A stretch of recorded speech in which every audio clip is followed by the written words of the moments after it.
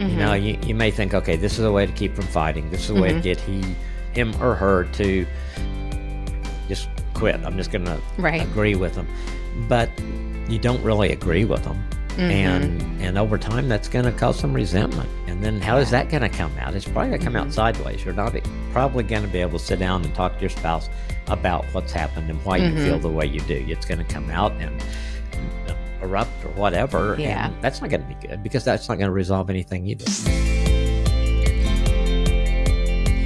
If you want to know how to avoid common communication breakdowns in your marriage, today's episode is for you. Today, Dr. Kim is going to identify 3 very common mistakes he sees as he counsels couples so that you can learn how to avoid them. Whether you need a total overhaul or just a few friendly reminders, today's episode has practical, actionable advice to improve the communication in your marriage. So, are you making all the same mistakes most couples make with communication? Dr. Kim's pretty much seen it all. So today he's going to help you avoid those mistakes and build better communication instead. So Dr. Kim, what is the first mistake we're going to talk about today? Well, the first one is blaming your spouse instead of taking responsibility. And I see it all the time. In fact, all 3 of these that we're talking about today, last week in counseling I shared with Lindsay, I saw all these come out because there are common. So if you identify with these, you're not alone, but hopefully it'll give you some ideas so you can stop that, turn it around and not make keep making the same mistakes. Yeah. So I think that whole deal of taking responsibility is tough in our culture anyway. We hear that all the time. People don't take responsibility. I've talked to parents who are, how do I help my child learn to take responsibility? So I think it's just something that we've all kind of bought into. And certainly in marriage, couples have been blaming their spouses probably since Adam and Eve. For sure. Yeah, we know. When Adam and Eve happened. So it's not something new. But I think some of the things that I hear a lot, it's that just really, when you blame them, you say, you did this, you did that. Instead of saying, hey, I had a part in this, or I did this, or I felt this way when you did that. And, so instead of blaming, when you say you did that to somebody, their first response is usually going to be defensive because you're attacking them in some way. And then I think the things that we all can be guilty of using are the absolutes, that you always do this, you never do this. Well, I don't think any of us always do something. Now, do we do it enough where it irritates our spouse or where it seems like we always do it? Yeah, that could definitely be true. But I think that's something that we don't, that we use a lot. And I don't know why we do it. I think it's just because it's like we're so upset about something or concerned about something. And so we want to make sure that they realize how important this is to us. And so it's like, you always do this, which probably doesn't go anywhere because the first thing they're going to think is, I don't always do that. Yeah. And then they may not say, they may say, I never do that. So it kind of gets you off track when then you're arguing about whether you always do this or not, as opposed to really dealing with the issue. So I think taking responsibility is difficult for a lot of us. I think it's something that when Nancy and I figured out that we had to take responsibility for the things that we did within the marriage, it was a game changer. It really was. It changed the whole thing. I think it increased our respect for each other. I think it set the groundwork for better communication and trying to figure things out. And it, when I really look at it, I don't want a spouse that I don't think's, very good. I mean, that I'm just blaming them all the time for things. Well, why would I want to marry someone that I spend the rest of my life blaming them for things? Now you want someone that you do life together, do marriage together. So that's kind of a long explanation of it's hard for us sometimes to take responsibility, and the consequences of not doing that are not good. Yeah. Oh man, that's so true. And you said so many good things in that answer. So what I heard is, saying you did this instead of saying I have a problem or I felt this. So I want to get more into that. But first of all, why do we need to stop? What's going to happen to a marriage if you're not taking personal responsibility? Well, I don't think you will ever really successfully resolve conflict. Because when you really resolve conflict, both of you have to take responsibility for your part in it. And I've never really seen an issue where one person was 100% at fault. Right. Maybe the other person was just 10%, but we all contribute to that. And I think when you do that too, it puts a wedge in your marriage. I mean, if someone's always blaming you and never taking responsibility, I mean, it affects trust, it affects closeness, it affects intimacy. It's so many things it does there. And it also frames your spouse as the problem. Yeah. You know, it's, if you get your act together, we have such a good marriage. Well, that's not true. We both have to get our acts together. Yeah. So I think there's a lot of negative consequences that come from not taking responsibility. And I think it keeps you from being able to have the marriage that God wants you to have, because you're putting all these roadblocks in there. Yeah, I'm wondering, as you're saying that, because it just does not paint a good picture of marriage. It doesn't sound very close or intimate. It sounds like one spouse might be able to, like if you have a spouse who's really not into conflict, they might just say, okay, you're right, just so that they don't fight. But it sounds like they would be very distant, or they wouldn't feel very equally connected or very, very close to one another. Yeah, and I don't think you can continue to do that long term and not have some level of resentment. You may think, okay, this is a way to keep from fighting. This is a way to get him or her to just quit. I'm just going to agree with them. But you don't really agree with them. And over time, that's going to cause some resentment. And then how is that going to come out? It's probably going to come out sideways. You're not probably going to be able to sit down and talk to your spouse about what's happened and why you feel the way you do. It's going to come out and erupt or whatever. Yeah. And that's not going to be good, because that's not going to resolve anything either. No. And I think it's a really good point that you made, that if you're doing this, there's not resolution. And so I think if you're trying to avoid having these conflicts in the first place, you're probably not very comfortable with this tough conversation. So it's going to get messy. It's going to be really painful. So that's a really compelling case for why we need to stop blaming. I mean, it's just going to tear your marriage apart, tear your spouse down. So, and I think some people, it's almost a habit. And so I think, if you're listening to anything, is that me? Sometimes I think we don't even realize how much we're doing that, especially if our spouse is a little bit passive or really doesn't like the confrontation. And so I think it gives us a chance to look at ourselves. Am I really taking responsibility like I need to in this marriage relationship? Yeah. Well, and I guess there's I love to just open up my laundry hamper and air my dirty laundry here, because I think it's probably helpful when you can see yourself in these situations. I don't love it, I hate it, but I do think it's probably helpful every time it hurts. But when I think about this, I think the way probably I have done this more in marriage would be in my mind, just by building a case, not taking responsibility. Now, I wouldn't verbally necessarily blame Brian, but I would in my mind be like, well, I was mean, but he was mean first, instead of saying, what was my part in this? Because if I ask instead, what was my part? What did I do? I can find something for sure. But if I just am looking for an easy way out, it's almost like a scapegoat. Well, I only did that because he XYZ. And then it's building a resentment and bitterness that he could feel, even though I hadn't said a word. That's so good and absolutely so true, because I think it's easy for us to rationalize things in our minds, and we can almost, if we get in the habit of that, it probably comes pretty easy. Well, yeah, I did this, but he did that. And so it's like, he deserved that. Right. You may not say that to yourself. That's kind of what you're saying. It's like, he deserved that, and I'm okay. I'm not doing anything wrong. Right. And so, I think that's really good you brought that up, because I think it's easy for us to fool ourselves, and to just rationalize things and not really take the time to really think it through, like you were saying. What did I do in that situation? And, and the other thing is, if Nancy does something and I justify my response, is that really how God wants me to respond to her? And I don't think it is. I think it's God wants me to talk to her about that, to talk about the issue, to work through it, and not to fight fire with fire, which I think we get into that a lot of time. And then you've got a pretty big fire going. Yeah, absolutely. And it is destructive. It's not helpful at all. I think that's really good. Anytime we talk about personal responsibility, it does remind us that we're putting our choices between us and God. It's not in response to somebody else. We're not a victim of their choices. but we are choosing how, as we walk out each day before the Lord, how would we act? How would we want to be? Because knowing we're accountable for our own behavior, not for the reason why we did it.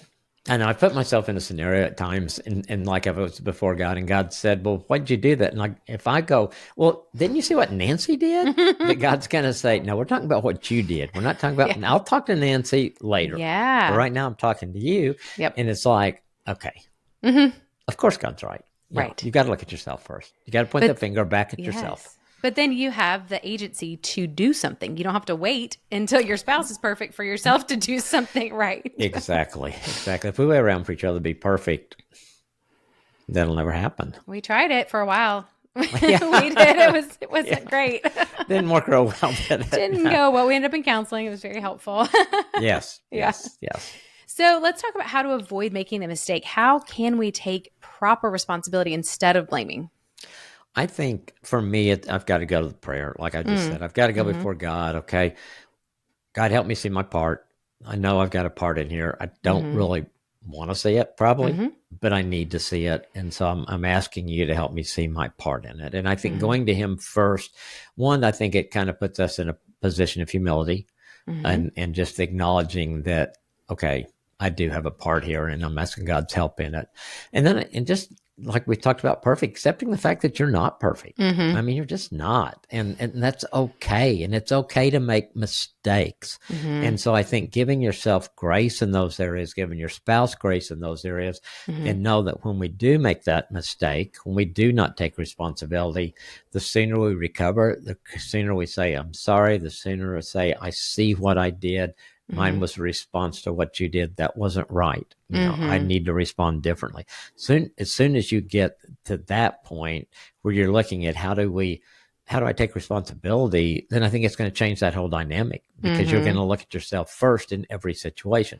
Is that easy to do? No. But I think it's breaking those habits and beginning to replace that. And I think God helps us do that. Yeah. And if you blow it, just take a time out and say, okay, wait a minute. What did I do in that situation? And come back. And so you're kind of retraining your mind in that to take responsibility, to look at yourself instead of pointing the finger at someone else. That's huge. Well, that becomes your first response. Right. Yeah, because I think it's like you can get into the habit, but then you can also get into the healthy habit. And so absolutely. Yeah. It takes a little time, but you can retrain yourself. That's awesome. And it makes a difference. I mean, and I think you're going to be happier. Your spouse is going to be happier. Your marriage is definitely going to be better. Yes, for sure. With that, for sure. Everyone around you will be happier. Yes, exactly. Oh, gosh. That's so good. So let's move on to mistake number 2. What is mistake number 2? That would be discounting or not validating your spouse's thoughts or opinions. And I see that a lot. I see it in counseling sometimes, or quite a bit. You know, sometimes we put our spouse down. I've had people say, you know, I had not too long ago, a lady was saying something in the deal and her husband just said, that's stupid. You know, and so I wasn't very good.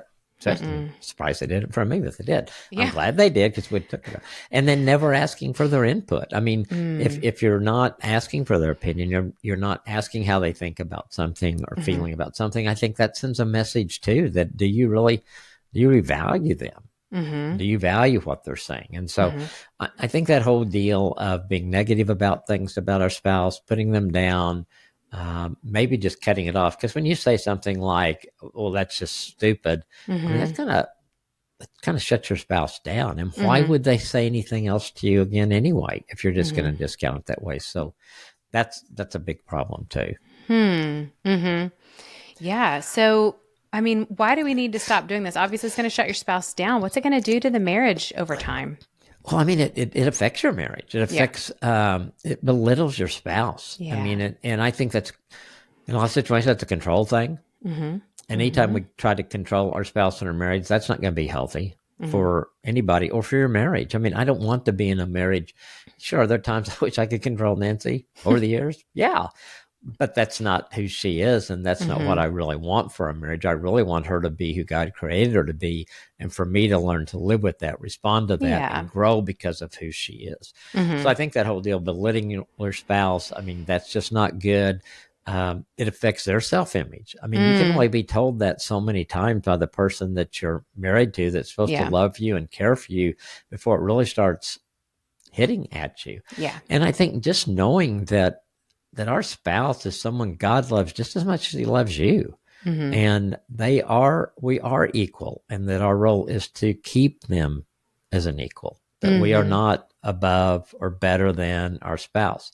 And I think that now in our marriage, are there things that Nancy is better at than I am? Absolutely. Are there things that I'm better at? But you want to do in a marriage is to let your strengths and weaknesses complement each other, and see that there's a balance there in that. And so discounting those things keeps you from doing any of those things that are really healthy for your marriage. Yeah. Yeah. So I'm curious if you have any other examples offhand, because that example you gave, I feel like is a little extreme. I mean, I hope there aren't a lot of spouses saying that's stupid when their spouse shares, but how else have you seen this come out? Well, I do think we can do it without saying the words. We can do it by our body language, or going, just kind of, yeah, really? So there's different ways we can do that. And what are some other ways? I think just we can just override. In other words, your spouse says something and you just kind of override it with your opinion and said, well, yeah. I know you think that, but this is the way it really is. Right. And so that's kind of saying you're stupid, but it's doing it a different way, I mean, and those are harsh words, and I don't hear that very often, and I hope people don't use those words, but I think we do it in different ways and convey the same message. Yeah. So it's like, if it's a difference of opinion, you don't have to share the same opinion, but you can still respect an opinion without sharing the same opinion. Yeah, absolutely. And I think that's where you just affects your spouse's self-image. They're afraid to say anything because you're gonna discount it. You're gonna say why yours is better instead of valuing them. Yeah, it does not sound like the kind of marriage culture you'd want to have between two spouses at all. No, I mean, can you kind of play that out? If you kind of look at a marriage, it's not very good. And, and I can tell that in couples in counseling. And sometimes in counseling, a couple will come in and the one who's been treated that way may take a number of sessions before they feel comfortable even saying what they feel, because they're afraid they're so confused. They think, well, my feelings aren't valid. My thoughts aren't valid. And so that takes time to overcome that, to work through those things. Yeah. It almost sounds like it's getting into the territory of gaslighting there. Yes. Yeah. Oh yeah. I think so. I think that's a really good point to bring up, that certainly is, that gaslighting can definitely be a part of that in many situations, just where you just are invalidating everything with your spouse. So we are going to be doing an episode on that coming up soon. So if you have questions about that topic, go ahead and email them on over. We've got a link in the show notes where you can do that, because I know it's a topic that's kind of confusing. It's not really clear to a lot of people what it means, and it is very damaging. And I think it can be an accident. It can be a control tactic. It can be at times outright abusive. So we want to provide a space where we can talk about that and answer your questions, because I know there's a lot more to it than what we just dipped into. Absolutely. Yes. Yeah. So if we're going into that, invalidating our spouse and discounting them, how can we avoid it and get out of that? I think the first thing is, okay, I need to value my spouse. When I took those vows, it was, between the three of us, God and Nancy and me. And so valuing our spouse, asking for their opinion, and not just so you can check a box, but really listen to them, listen to their opinion, ask for it, those kind of things. Thank them when they do that, because if you're trying to overcome this, they may be a little timid, or when they throw something out there to start with. So, and thank them, encourage them in doing that, and that God put you guys together for a reason. That Nancy, I've learned so much from her, and if I had not valued her, and there were probably some areas I didn't value as much. I've learned that she has so much more insight to other people than I do. That when she says, I think there's something going on there or something wrong there, 99.9% of the time she has been right. When I would just go, no, So you learn over time that she has some strengths that I've learned to really value. And so I think it's just doing that and kind of turning that around, letting them know. And maybe your starting point is, I just listened to this podcast. I just realized that I have really not done a good job of listening to you, validating your thoughts or opinions, or even asking for them. And I want to stop that. I want to turn that around. I do want to value that. I do want to get everything out of our marriage that God wants us to get out of it. And part of that is sharing life with you and listening to you and us listening and growing together. And so you got to kind of paint a clean slate there and say, okay, from now on, I may slip up and you can call me on it. I'll be praying about it. I'll be working on it. I will turn that around. That'd be a huge step. Yeah, that would be huge. That'd be huge. Well, what if you're the spouse on the other side of this where you feel discounted? I think about, it's funny because when you gave that example of like the not so nice guy in counseling, I'm like, man, that guy. But then as you talk about it more, I'm like, I have so done this without even realizing, like, I think I've done a lot and I've seen in other women, it's easy for us, I think, sometimes in parenting or in the household to discount our husband's opinion about like I would not trust Brian with our kids' bedtime because I saw what he did and he would wrestle with them and then try to just shut the lights off and say goodnight. And I just was like, that's no way to put a child to bed. But who's to say they didn't gain more from having that fun time with their dad than they would have from 10 extra minutes of sleep? But I'm saying, because I know there's areas where it's like, it's subtle and it felt so self-righteous to no, Brian, that's not how bedtime goes. Yeah. But that's not cool. We have to be able to value our spouse in all kinds of ways. So if you're the one just realizing like, you're on the other side and you're not being valued and somebody's bossing you around, how can you approach it from that side? Yeah, well, I think, what could Brian have done? He could say, well, let's talk about this, and said, yeah, I see how yours gets them to sleep quicker and everything. Right.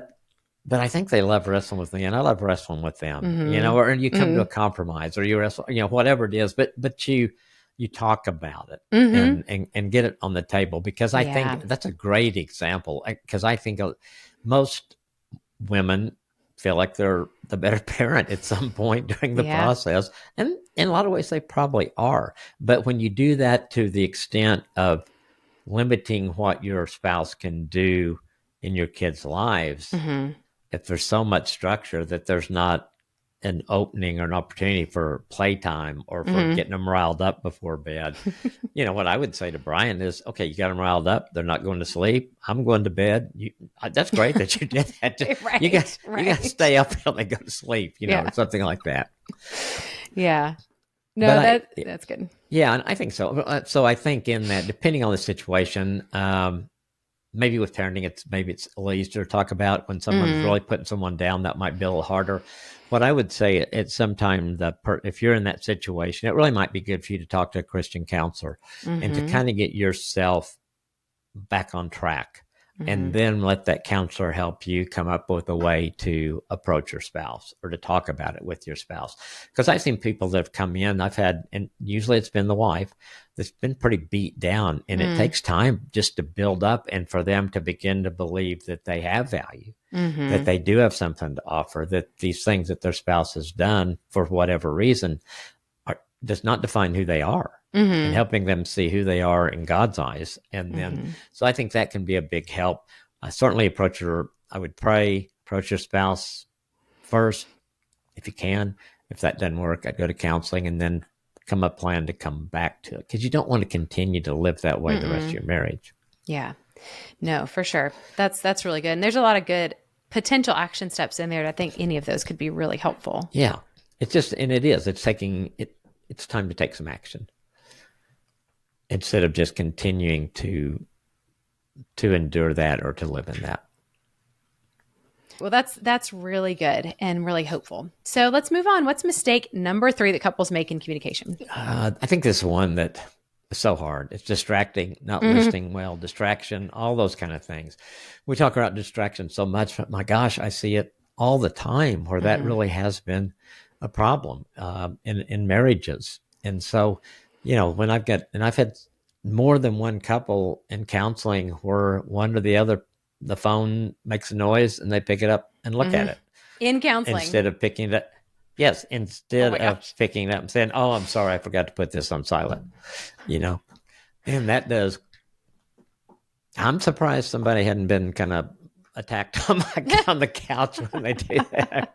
Right. So, yeah, I mean, we don't put down the phone. That, in other words, when my phone's in front of me and Nancy's here, the message I send to her is, this is more important than you are, because that's what's right in front of me, and I'm not putting that down. I'm not spending time with you.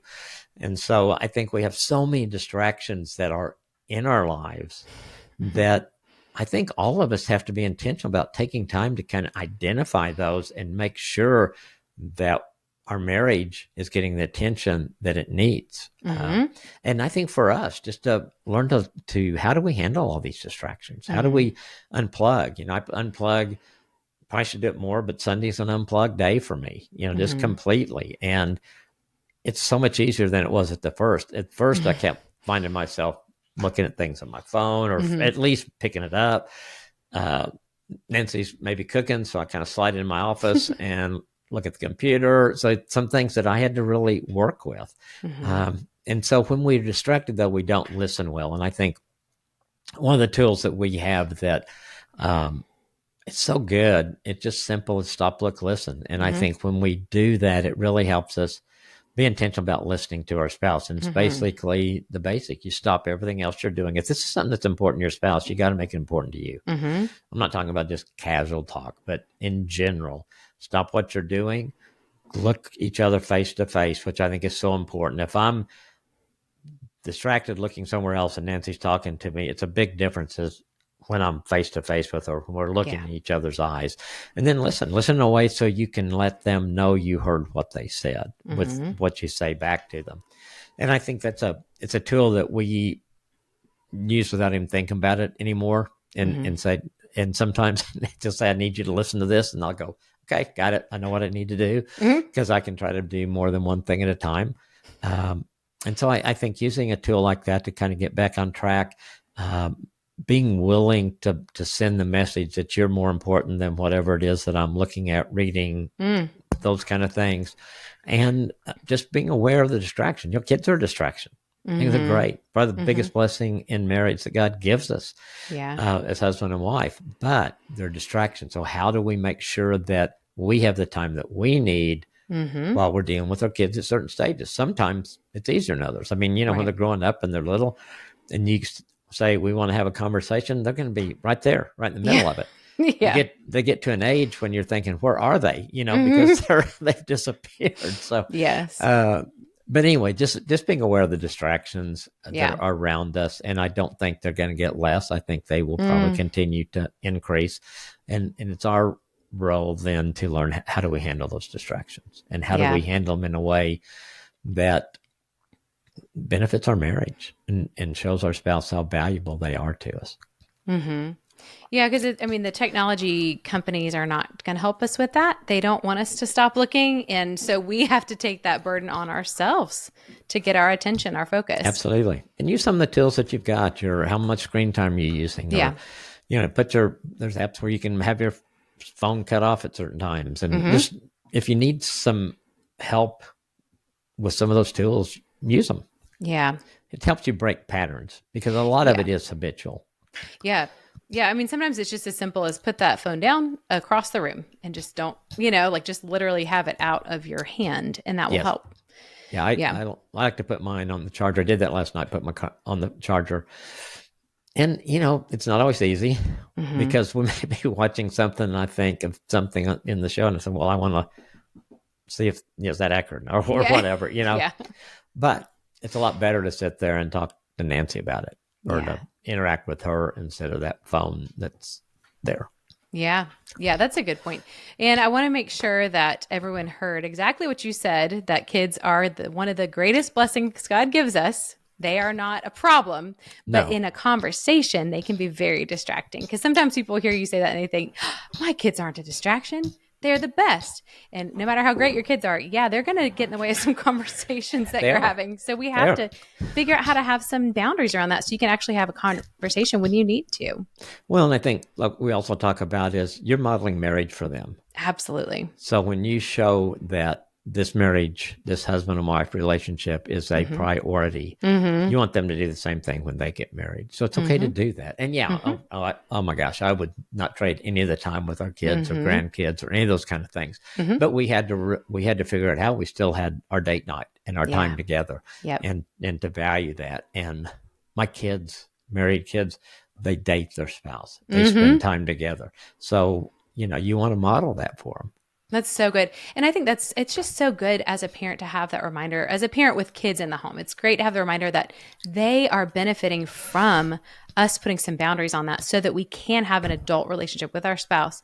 It gives them such a sense of security to know that we have a relationship of our own that is not, it's not part of their life. It's like they're doing their own thing. We're also doing our own thing. And as important as they are to us, we should value showing them that solid foundation and modeling marriage for them. Absolutely. Well said. That's good. Any other tips on the distraction and how to avoid it? I think to avoid it by just being intentional on focusing the distractions. And I think maybe go ahead and set up that time each day for the two of you to talk and share. We've talked about that a lot with Nancy and I. Early marriage, it was just when we both were home. With the kids, it would change depending on what season they were in. But we always tried to figure it out, whether it was when we first got home, after the kids were in bed, while the kids were doing homework, depending on what season we're in. But always, and we wanted the kids to see that. And then we wanted kids to see us praying together. And we wanted those things to be visible to our kids that were important to us and helped us with our marriage, but also to model those things for them, so that I wanted them to pray with their spouse. I wanted them to have that time where they set aside each day for the two of them and those kind of things. So I think being intentional about focusing and just doing some things to connect you instead of distract you will make a difference. Yeah, that's huge. Yeah, just being aware of it is such a big piece of it. Definitely. Yeah. Well, this has been such a helpful conversation on practical ways to stop making the biggest communication mistakes. Dr. Kim, do you have any final piece of advice for our listeners today? I hope it's helpful. I mean, I identify with all three of these. I've done them all. I can still do them all. So I think it's things that we marriage is not something you get right and you just coast for the rest of your marriage. It's something we continue to work on. And I think our culture changes, as we've talked about. There's more things now distractions now than there were 5 years, 10 years ago. And so I think we always have to stay on top of that. And so hopefully this is helpful in you maybe identifying something that you're struggling with in your marriage or that's going on in your marriage and taking the step to, okay, let's do something about that. Yeah, that's so good. Yeah. And you've given us a lot of great hope and encouragement today. Absolutely. So if you're listening, this rings a bell, just go ahead and start trying it. I mean, what do you have to lose? Just try Absolutely. it. Work it out. If you're intentional about doing some of these things together, you're gonna succeed. It's gonna work. Totally. So I want to make a note before we sign off today. We have an awesome resource for helping with communication. It is a free webinar. Dr. Kim is teaching about 7 common communication mistakes and how to avoid them. Today we've done 3. There's 7 totally different ones. I think they're all completely different. There are a lot of mistakes people make, y'all. So we see them. Dr. Kim sees them every day. And so who better to learn from? So we'll put the link in today's show notes to sign up for that webinar. It is free, but you do have to save your seat.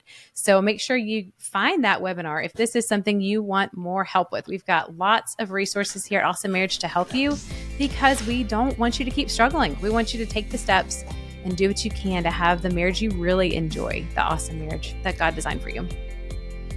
Thanks so much for sharing your time with us today on the podcast. Have a great day and do something awesome for your marriage today.